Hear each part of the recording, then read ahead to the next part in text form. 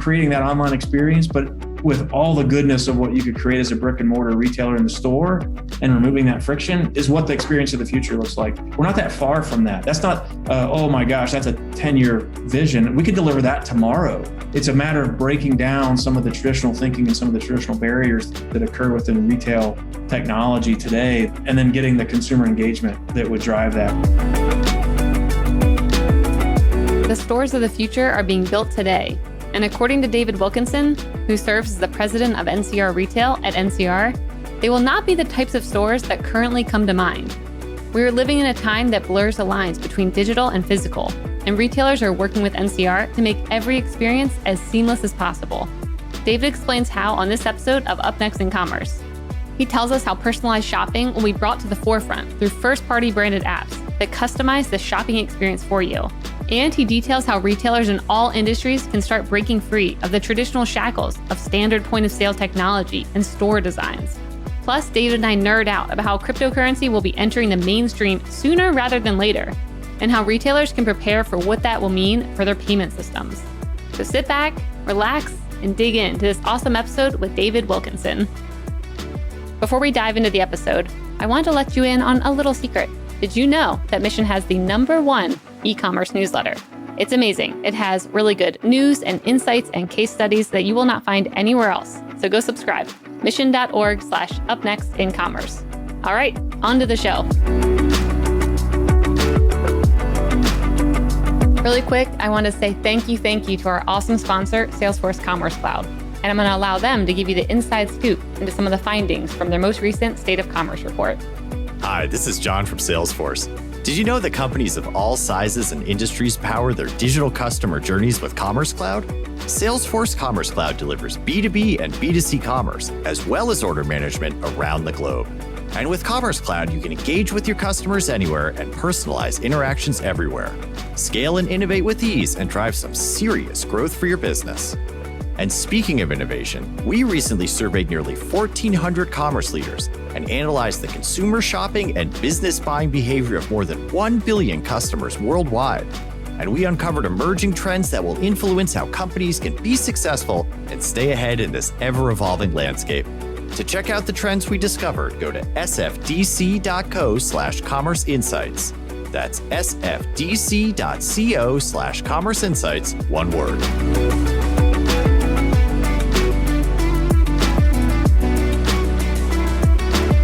Hello and welcome back to Up Next in Commerce. I'm your host, Stephanie Postles, CEO at mission.org. Today on the show, we have David Wilkinson, the president of NCR Retail. David, welcome to the show. Thank you, Stephanie. Glad to be here. I'm very excited to have you on. So before we start, I would love it if you could kind of highlight what NCR Retail is for anyone who doesn't know, because you guys do a lot and I want the words to come from your mouth instead of ours.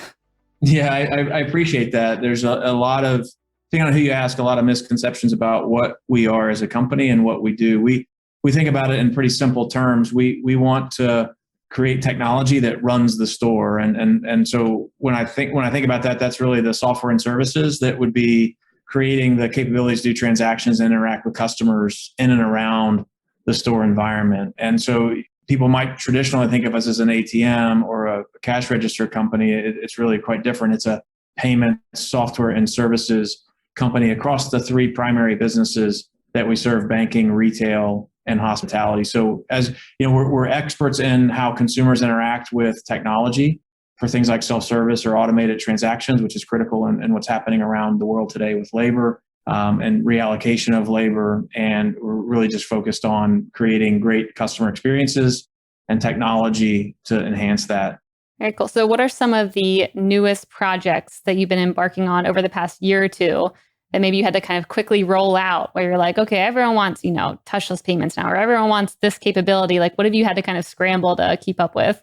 When you think about our business, we're in the retail side, where 70% of our business is grocery. And then we have another 15 or big box. I'll put big box in that. Another 15% that would be convenience and fuel retail. And then the rest, the balance of that would be, think about it, department and specialty. So there are a handful of different trends, as you know, that occur within each of those industries. If you look, I'll start with convenience and fuel for a second. As you described, there was a big race when the pandemic was early. everybody wanted social distance. Nobody wanted to touch things that other people were touching. So it created the ability or the need to do things like touchless payments at the pump. So we've worked with several convenience and fuel retail companies. Come and Go was one of them, where we created the ability to do staged transactions on your mobile device and reduce the number of touches that you would have to make to the pump. So it's got stored payment. It would allow you to queue up the pump, initiate the pump activation through our point of sale application, and then you could get to the pump, and you always have to touch the pump to put the nozzle in the car. For those of you that have to pump gas and the 48 states that require that, you'd have to touch the pump, but it reduces the touch of the pin pad. So, we're finding those kind of applications in convenience and fuel. Convenience and fuel also, we're seeing a big rollout of self-checkout, which is one of our flagship. We are the market leader globally in self-checkout. And when I think about what's happening, we really understand how consumers interact with the technology. The hardware is interesting, the software is really interesting, but the understanding of the workflows, the process flow, how do you avoid unnecessary shrink? How do you avoid unnecessary interventions? We're seeing a lot of now increased demand in the convenience and fuel space that hasn't traditionally had self-checkout, but makes a perfect fit. Small basket size, convenient shoppers don't want to stand in the line and want different interactions, or maybe a less interaction with a person in that environment. So COVID has heightened that. So that's what's happening in convenience. In grocery, it's a similar thing. We saw some weird things happening early days with spatial awareness, and everybody focused on, we got to put plexiglass in the stores. We can't have any kind of human interaction. We got to queue outside the grocery store before we come in and set appointments and different times. And we have a very large professional services team that can do custom applications, and we did a lot of that kind of stuff where we're building queuing apps and other things that probably aren't here to stay, but will have some longer term applicability. But what we're seeing really is touchless payments with self-checkout. So paying on the mobile or mobile scan in the aisles, and then a broader rollout of self-checkout, and then getting deeper or more density within the store for self-checkout, meaning more lanes enabled for self-checkout, so that customers have that capability. And then the other piece was e-commerce. Obviously e-commerce is growing. If you look at grocery, you can look at different numbers, but it's multi-hundreds of % growth off of fairly small numbers. But in e-com, that's being a large part, up to anywhere between 15 and probably 25% of grocery quickly moved to e-commerce. And so we bought a company that has an e-com engine to turn that experience back over to the retailer, so they can have an app, retailer branded application, allow you to do list management, recipe management, order online, pick up in the store, and then has a picking optimization app on the back end for the retailer. So those are some of the things that we're working on and deploying that would include payments. But it's a lot going on. Innovation has been compressed into a short amount of time with COVID. I think we're seeing that in a lot of different industries, and probably none more impactful than retail. Yep. So what kind of things do you think won't stick now that we're kind of, a year plus past? And a lot of times when change is happening quick, people are like, let's just try everything and do everything new. Like what things, some things like ordering groceries online, it feels like it's here to stay. People are debating like, will the percentage pull back again? I think maybe it has since 2020, but then maybe the pie grew. So the numbers I'm not really sure.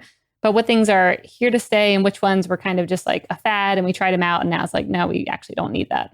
Yeah, it's a good question. That's a question we get a lot.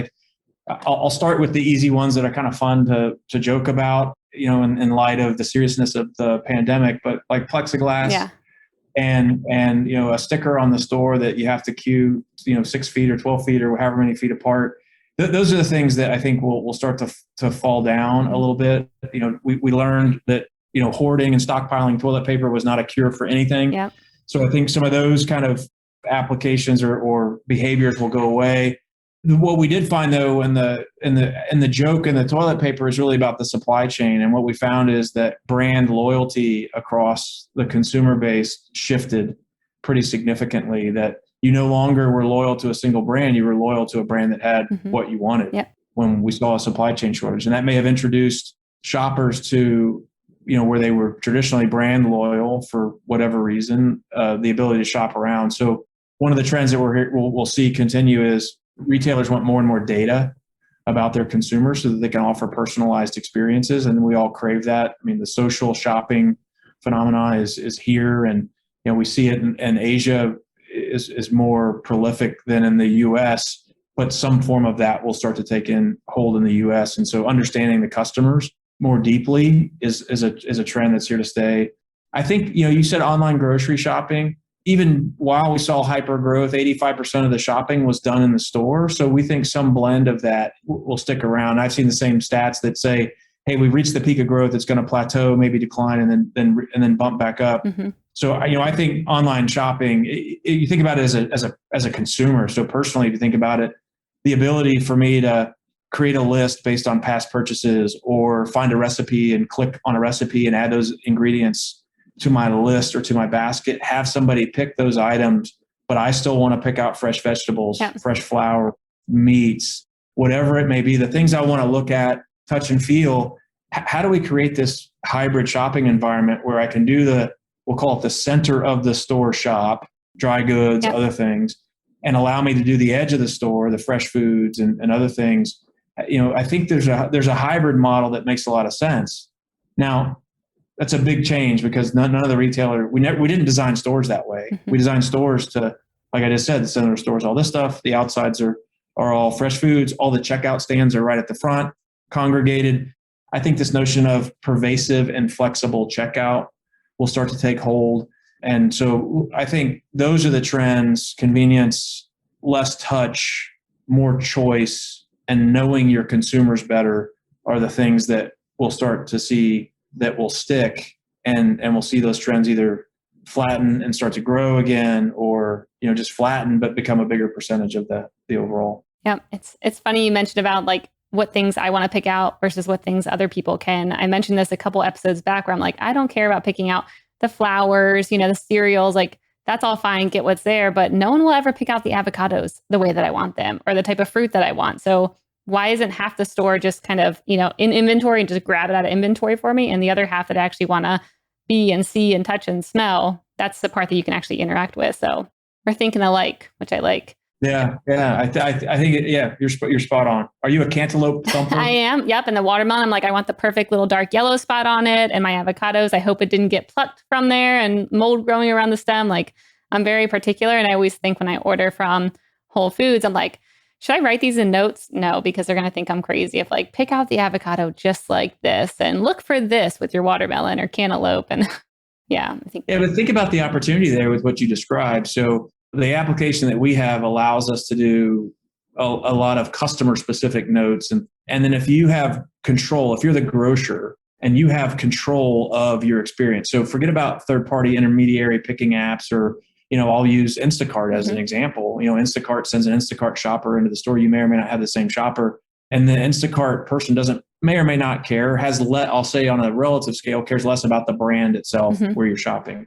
But if the retailer had control of that and knew that you, Stephanie, were a high value customer, you love to buy avocados, and that was a real differentiator for you, if I knew that about you, and when you shopped, you could create an experience that you would actually enjoy buying avocados online, perhaps, or maybe they have an avocado cam specifically for you. But those are the kind of connected experiences that we think, getting more and more technology in the stores to deliver those experiences is going to be key. Yep. I mean, I think that also kind of summarizes the next couple years, because this past year and a half or so, people were willing to try, online ordering, try going through self-checkout, try all the new things. But then now I think we're in a phase where brands need to actually deliver. Like, we were okay with hiccups as consumers for a while there, but now you go in and if self-checkout's not working, I know some stores, I'm like, I'm not even going to try it, because every time that little light goes off, if I don't put my, thing in the right area and then I have to wait and whatever it may be, like, I remember the brands that it doesn't work with and I don't do it anymore, versus certain stores I know every time I go in and out and it works perfectly. So I think now's the time when brands have to deliver and figure out, like, how do we actually deliver that experience to them, because they've been willing to be in beta for a little while now. And now we're kind of popping out of that and we're ready for just like a good experience. Agree. Can you think about where retail technology had been? I mean, anybody that's been in and around retail technology understands that the way we deploy technology in a retail store is antiquated, fairly antiquated. And the experiences that you described are are ones that would say, I have to have modern capabilities. I can't afford to rip and replace everything. And we're taking this run the store approach where we want to deliver outcomes to you. So as a retailer, we want to deliver all those outcomes that you just described. And the more technology you deploy into the store, as you said, the more it has to be available and working. Mm-hmm. And that sounds basic, but it's not as basic as you would think. It's not as common sense as you think across the piece, because I can't put a paper sign or a bag over a kiosk and say, hey, this isn't available. Mm-hmm. It has to be available, because that's the way that we're interacting and transacting. And so when I look at that, I think we're investing to deliver at scale all the technology in the store. So think about like the dial tone in the store. It just works. The ability for a consumer to come into your store, identify themselves, scan an item, get a total basket, or start a transaction online, finish it in the store, tender it, take payment. That's what we want to deliver to the store as an outcome, as a service. And then the store then, or the retailer brand, can focus on, how do I differentiate my brand? What experiences can I create? Can I create a store within a store, or venues within my store? Or what am I trying to do? Because that's really where the store will start to compete. The base technology is not where the store is going to compete. The technology has to be a foundation for creation of new experiences that will be enabled by technology. And a lot of it, we don't, what will it be? I don't know. Most of it will likely be consumer-led technologies as they're bringing their own tech into the store, and we have to learn how to deal with it. So I think, that's where we're focused on is getting down to a foundational level, providing that modern architecture without a rip and replace, building the bridge, Mm-hmm. and allowing them to be cloud ready, cloud enabled, to take advantage of all the cool things that are happening and all the investment that's going into all these interesting applications that are all consumer facing or social shopping or whatever you want to call it. Yeah. So that's to me, the life cycle of technology, when it starts to work, is when it's kind of seamless behind the scenes. Like that's when you've made it, to then start building on top of it. Like you don't even notice it's there. And like, what do you see retail experiences looking like going forward to actually have an experience there? I mean, what are you seeing brands doing right now that's really cool? What should that look like? I think about the experience, think about an online shopping experience overall, and why you like it. I will say online shopping is horrible. Online buying is a good experience. Yep. Because shopping online, I have to know what I'm looking for. I don't get to see the selection. Mm-hmm. Maybe I know a little too much about how the content gets served up to me, but I'm not seeing the full selection or assortment. There may be something I like that they don't think I like. So there's all these things that happen. But why you think online buying is such a good experience is because you know who I am. I walk in, quote unquote, walk into your store and I say, I'm David Wilkinson. I am here. Also, I give you permission to see everything I bought. And then you have the ability to say, oh, based on everything you bought, these are other things you might like, mm-hmm. and serve all that up, package it in a way that makes a good experience, put it in a cart. And then I also have given you a form of payment that I've told you that you can keep and use for anything that I shop in your store for digitally. Mm-hmm. And then I transact and then you deliver it to my home frictionlessly. Now, take that and say, how do you create a great shopping experience? Take a lot of those attributes of online buying and a physical, as you described. Let me grab the avocado and make sure it's just soft enough, but not too soft. Let me thump my watermelon. Let me look at the meat. Let me look at the flowers. Let me take in the full cereal aisle to see what's going on. I love chocolate, but I don't know if I want milk or dark, but I want to experience that in the store, but allow me to see, if I put a box of Rice Krispies in my shopping cart, you might ask me, do you want marshmallows? Because maybe you want Rice Krispie treats as a cross-sell upsell. Deliver that to me dynamically in the aisle on a mobile app. Mm-hmm. You've got my stored payment form. I'll be scanning the items in my cart real time, building that basket real time, and then allowing me to pick up some things that I had you pre-pick for me that I ordered online. Or I may just do pervasive checkout where I'm using computer vision, RFID, or some other form of sensory fusion to create a basket that always knows what I'm buying. So the notion of creating that online experience, but with all the goodness of what you could create as a brick and mortar retailer in the store, mm-hmm. and removing that friction, is what the experience of the future looks like. We're not that far from that. That's not, oh my gosh, that's a 10-year vision. We could deliver that tomorrow. It's a matter of breaking down some of the traditional thinking and some of the traditional barriers that occur within retail technology today that really, and then getting the consumer engagement that would drive that. So that's kind of the way I see the experience of the future, is a nice blend of all the convenience of online with the greatness of an experience in a store. I love that. I mean, I think that's also why it's important to kind of take a step back from your industry and look around at like what other tech companies are possibly doing and seeing how other things are, being created and being experienced. Because I think when you're thinking this is what the store is and here's my capabilities, it's hard to think outside the box. Whereas just when you were talking, I'm like, wow, how cool would it be people go there to experience things. They go shopping to experience things. And maybe people still want to see shelves, but do you actually need a shelf? Can it be a virtual shelf? Can it be a mix of AR or VR where you just look and you can see all the new brands popping up? You can still feel like you're experiencing it. And then you just tap a bunch and you can kind of have a little bit of both while also the productivity of like your cart's getting filled on the back end behind the scenes and you're ready to go. Because you might not need to see, the different types of bone broths on the shelf, but you want to actually see them, but you don't need to be collecting them yourself. And I think, always thinking outside your industry is a way to kind of start feeling that out and seeing new innovations and then rethinking the entire way that retail operates right now. Yeah, I agree. I think it's a lot of fun. And you think about those experiences that you have to create and the state of the labor market. It requires more labor in the stores to deliver a lot of those experiences. And we're in a labor crisis where labor rates are going up. Unemployment was at a low, but now it's hard to read the unemployment stats because it's more of a willingness or want to work at this point, and more labor hours required in the store. So, I think technology will be the key and getting some of that back onto I love the AR, VR, go to a convenience store or to a grocery store. You could have a list and shop through your mobile device in the store, and it points out where you go, and it can point out other like items. So many fun things that we're going to be able to unlock with technology and data and the consumer willingness to opt into that if you're creating value for them. Yeah. I sometimes also like to look at the startups who don't have barriers to enter the markets, the ones that can just start a little guide shop type of maybe grocery store or whatever it may be. And they're like, I'm going to implement this store in like a tech first approach, and it's going to be small, but it's going to be like this. Do you see anything like that right now where you're like, whoa, these companies are doing things in a very different way and it could either fail or be really cool? And you don't have to name names if you don't want to. Yeah, we're seeing it on both sides. So we do obviously a lot of research around what's happening on the tech side of retail, and I'll collude together a couple of sources, and I'll tell you that there's $100 billion of investment going into retail tech startups. These are proclaimed to be retail tech startups. Forget about anything that might be on the periphery of that around, could be any AI or ML or inventory. There could be some other things. So there's a lot of money and there's a lot of really interesting things happening.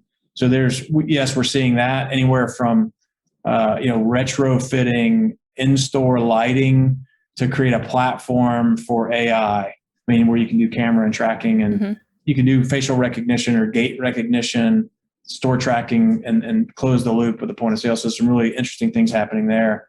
On the other side, there are a lot of startup retailers. If you and I just sat in a room and brainstormed and said, what do we want to build as a store? We wouldn't be forced to this paradigm of what a convenience store or a specialty retail store or a grocery store look like today. Why do I need a fixed point of sale? Why do I need these other things? And so we're working with a small startup out of South Carolina that's creating this concept of drive up grocery. So they're looking around saying, watched in the pandemic, fast food and quick service restaurants do a great job, buy online, pick up in store. No inside shopping. We're helping them with the tech. We're going to run all the tech for these stores where they effectively have a dark store that they either order on an app or they drive up and you order on a tablet and they have to pick it quickly. So they have to know inventory. So I look at these things and it's kind of fun to watch. They have no barriers. They have no paradigm that they're trying to break. They're just charging forward with a need in the market and how they're going to approach it. So we see a lot of that. We see a lot of that around computer vision. We see it on the tech side. We see a lot of that around what's happening with AI and ML. We're starting to see a little bit more of that around payments and alternative payments with things like crypto. So there's just a lot of interesting things that we see happening. I would think the one misconception that a lot of people have too is that retail is dying or dead. And a lot of influential people have said that, and maybe they're kind of like retracting that statement now. But what I think is cool to watch is the type of retailers that are opening up. You see a lot of discounters opening up right now, like way more than maybe in the past, which is kind of an interesting trend. And then you see these very luxury, maybe not too luxury, but D2C brands also only focusing on like, what experience do you get by coming here? So what do you think around those two types of industries opening up more retail locations this year than before. Yeah, we serve those discounters all around the world in various forms. That's not just a U.S. trend. We see that happening in all parts of the world. So this move to convenience, smaller footprint is a big trend. And, I really think it's about that last mile and accessibility. And so, all the discounters will tell you their growth numbers are off the charts. So the way I think about that is they have a critical need for data because they have to understand they're not obviously carrying a full assortment in that store. Mm-hmm. So they have to understand their demographics. They have to understand the past purchase history of that municipality or wherever they're located. And they have to have probably technology solutions to deploy potentially the order in the store. So I think there's a good blend there as the retailers are going to find, like the discounters, that they're really all about location and proximity to their customer base and serving a need that people want either in between a big grocery shop or going to the big box retailer. The ability to just do quick top up trips for certain items, I think, is where they're going to make their names. And I think that they're seeing a tremendous success as evidenced by their growth. The home fitness craze or the virtual fitness craze that's taking hold. But so many of those things are experiential again. So instead of a store, you think about just creating an experience center that allows you. And we saw that. Apple kind of started that with their Apple stores. They were very experiential. Tesla had done something very similar. No big surprise that the same person helped design and develop those two stores. But you look at what Kate Hudson did with her brand and partnering. So there are a lot of interesting things that are happening around creating experiences around retail at those higher end, or call it more luxury brand goods. It's a blend of, hey, I have this subscription content and a complementary set of retail items that you have to somehow bring together, and that's a hard thing to do online. I think that's what we're seeing. I think you'll see more of those pop up, and I think we're seeing more of the traditional specialty retail either collapse or consolidate, and you're seeing a lot of those newer experiential brands pop up. So I think it's a trend that will at least be here for the next 3 to 5 years. Yeah, I agree. I'd love to start seeing case studies around, these people, they came into the store, they experienced this golf store, whatever it may be. They played on in this camping set with their kids, and then it attributed to this many sales. That's what I'm hoping to see over these next couple of years. I think the experience is where it's at, but I also know a lot of people too, maybe myself, who would just go in and have a good time, be like, all right, see you next week. And so it'll be interesting to kind of dig into that data eventually and see, is the ROI there of having a full-on experiential store, or is it more from a branding perspective, or how do you even view that from a financial perspective? I think you said it well. You have to be purposeful in how you do that. You can't just say, I'm going to pop up like a traditional retail model and it's going to be experiential. I think you have to set out and say, I'm going to create this experiential store. It's got a different footprint, a different look and feel, a different set of technology capabilities, because you may or may not be catering to the client that's going to buy online. If you look at a clothing store like Bonobos, who has a showroom store, a showroom store, you don't really buy, you don't buy anything. Yeah. You go in, you try things on for fit, feel, you can touch and feel everything. They have one of everything, and they have a bunch of different sizes. And then when you go to order, all they're doing is ordering online. And then they've got your account and you can order online. So I think that's a good example of somebody that has done a great job of creating an experience. And then, that also solves the returns problem on the flip side of the e-com equation. The other thing that I wanted to kind of talk about was loyalty programs, because I think you've talked about this in the past. And I know a lot of companies always try it. And I can think about the ones that actually, I remember that work well for me.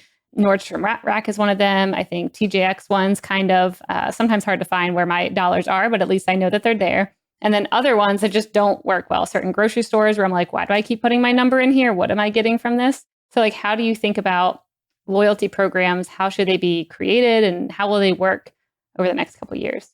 It's going to get back to data and the ability to do personalized shopping. Some of the research that we look at, I'll look at things that are like 50, 60, 70% of consumers are willing to provide data or willing to give data if they get value in return. I know that seems like a loose equation because value is different, to your point, from the eyes of the beholder. But I think it has to be a more personalized program. Like you said, if I'm just going to enter a phone number in and that's going to drive a discount off a price, I mean, that's just not going to be good enough. Yeah. Especially if it's not clear. If you're like, I put my phone number in, did I get anything? You're looking at like the little register and you're like, I don't see any discounts. And what am I even like building up to? I don't get it. Or offering you something after the fact. Like, hey, you made these 3 purchases. Here's something off your next visit. I think there's going to be such a competitive marketplace for people creating personalized experiences. Now think about social. If you're on the clothing side, like you're talking about some of those high-end brands, the ability to plug into social networking and create a loyalty program that either would reward somebody for expanding their network or influencing your products, or the ability to buy through social channels when you see, I want input from, people that I would view as either my peers or people like me. How do they like, reading reviews, other thing, information's at their fingertips. So I think that kind of information with your personal data, with social interaction is going to be key. But again, I think loyalty programs are going to come down to more of what we talked about earlier around the online experience, creating more of that online experience where I give you permission to create an experience because I don't want the friction. I want you to know who I am. I want you to know what I like. I want you to be able to recommend things like that. And I want the best deal at the time of purchase. Yeah.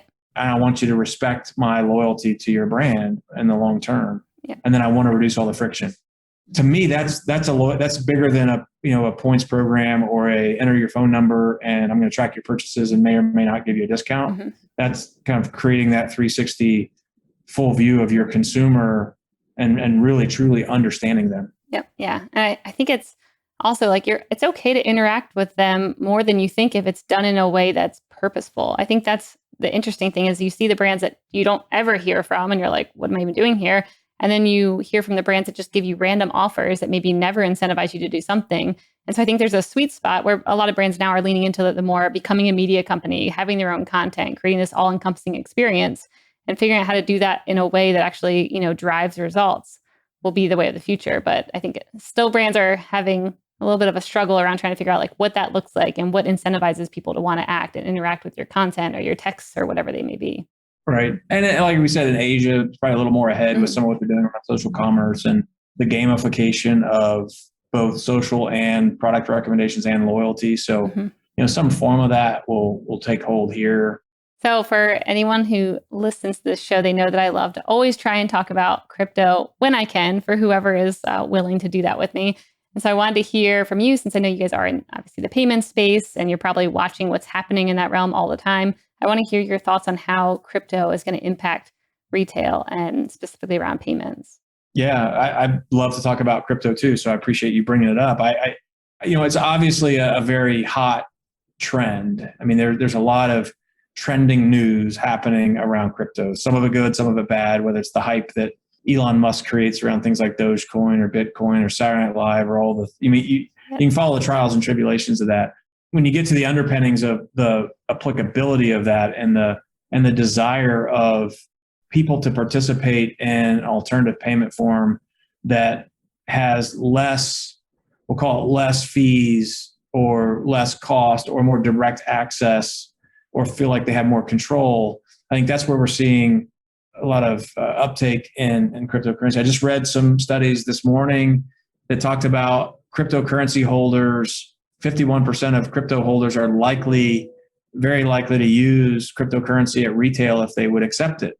So you think about, okay, how do we accept cryptocurrency in a retail environment? We did a demo, so pre-COVID, whatever, it would have been 2020, January at the National Retail Federation, their big show that they have in New York at the Javits Center every year. We actually had a cryptocurrency demo where we said, okay, we're going to help serve unbanked or underbanked, kind of a cash economy. How do they participate in the digital economy? Well, we had our cash acceptance. Think about a self-checkout that has the ability to accept cash. We could take that cash.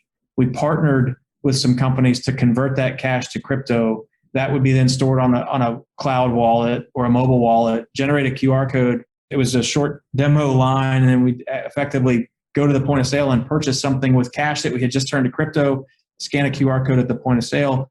A very simple execution of a lot of elegant and complex things behind the scenes and new thinking. So, I think for us as NCR, we moving from cash to still some checks to credit cards, debit cards, tap to pay, Apple Pay, mobile wallets, crypto. I mean, we want and need to, based on what our mission is, be able to serve your payment needs from cash to crypto. Mm-hmm. So when we are absolutely investing in both partnerships and organic technology that is around crypto. We think it, again, whether it's payment or some other disintermediation using the underpinnings of what distributed ledger would bring to just ease of payment and security of payment and, again, value stream of payment. Yeah. But I think once again, it highlights, when tech kind of goes behind the scenes, like there will be a place when we are transacting and we don't even know really kind of what's behind the scenes and operating that. I mean, even for now, like thinking about Venmo, like what actually goes behind the scenes to make all of that work. I think there will be a place when people go in and transact, and maybe it is utilizing crypto, but you don't really know, how it's really working. You just know that it's fast and you don't pay fees on it. And, it just happens and it just works. And same thing around like financing these companies that, you need to finance things. There will be a much easier way to do it where it's like you can enter into it quickly and you can see your contract quickly and get out of it when you need to. And right now there feels like a lot of friction around that still. And especially for developing countries, like you said, who, don't have banks to rely on or can't rely on them because, it's a little bit volatile or whatever it may be. A ton of opportunity that I see kind of disrupting and getting to a place where you don't even know that it's behind the scenes powering essentially everything.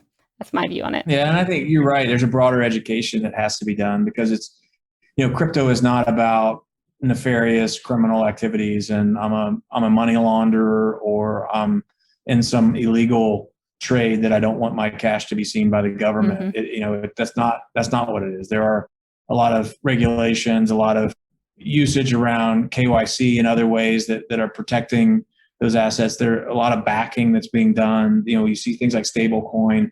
The volatility of the value is obviously a big thing that is a big myth that we kind of joked about at the beginning. It's up and down, but getting asset-backed tokens and stable coins will start to create the ability to leverage distributed ledger in the way that it was meant to be, where the chain of custody is always known. The assets itself hold their own chain of custody. You remove all the intermediaries and all the middle people of clearinghouses and other. It's going to free up the world of payment in some way that more of call it a democratization of the payments infrastructure that I think will be interesting. Yeah, I like watching it. And the only time I get a little hesitant is when I see entities creating their own coins or like governments being like, we're going to be issuing crypto. However, like it's, backed against, I'll just make it up, the US dollar or gold or whatever, our currency in this country. And that's where I'm like, oh, I feel like you're taking the idea of decentralized and you're completely doing the wrong thing with it. And it's turning back into a centralized function. And so that's the only point that kind of makes me hesitant. But also I know that maybe consumers would hear that, it's backed by the US dollar and be like, oh, that one is a better bet. Whereas if you actually understand, where this tech even, maybe people don't know who created it, but like where it even kind of started and the ideology behind it, it's not to tie it to a centralized unit. Right. But if you do that, then you just recreate the payment system. Yeah. So probably not worth it. No. All right. Well, let's shift over to the lightning round. The lightning round is brought to you by Salesforce Commerce Cloud. This is where I ask a question and you have a minute or less to answer. Are you ready, David? I am ready. All right. The hard one first. What one thing will have the biggest impact on e-commerce in the next year?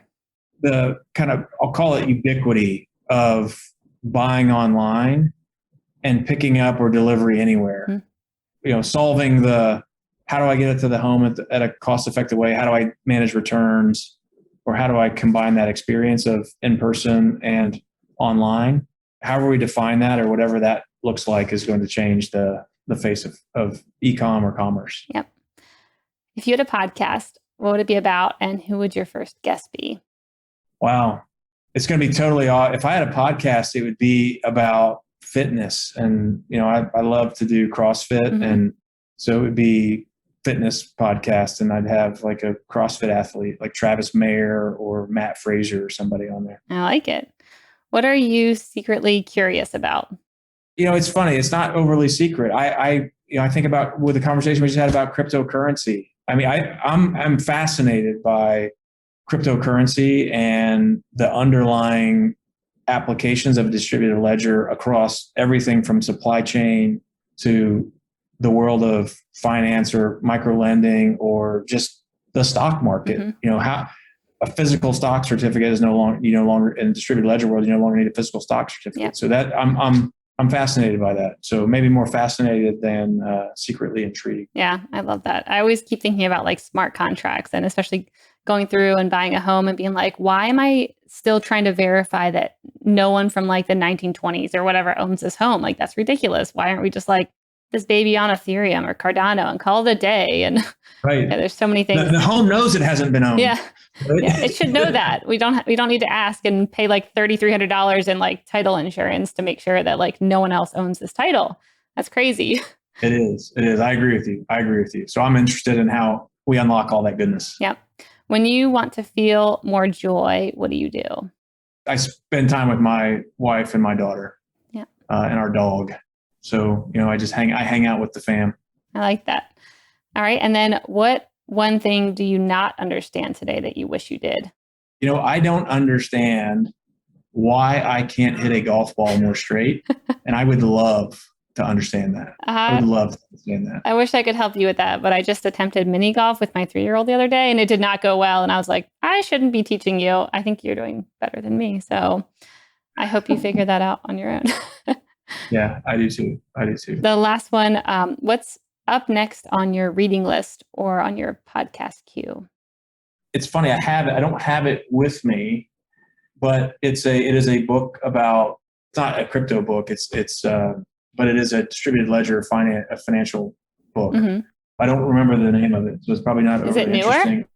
It is new. It's a 2021 book. How is it? Digital finance, security tokens, and unlocking the real potential of blockchain. That is it. That's sitting there waiting to read.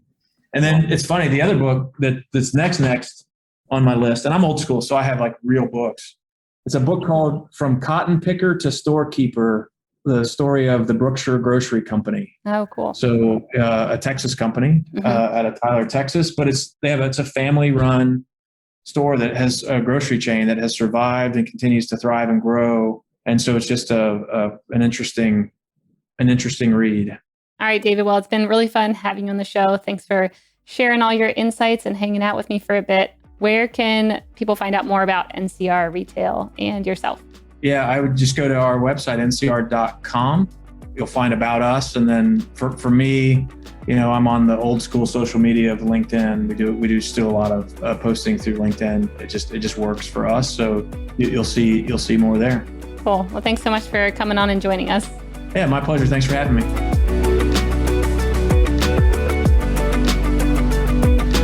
Hey everyone, I hope you enjoyed this episode. If you did, you'll probably also love our e-commerce newsletter. To get it delivered straight to your inbox every week, sign up at mission.org/upnextincommerce. Up Next in Commerce is brought to you by Salesforce Commerce Cloud and created by the team at mission.org. Subscribe now at Apple Podcasts or wherever you listen to podcasts.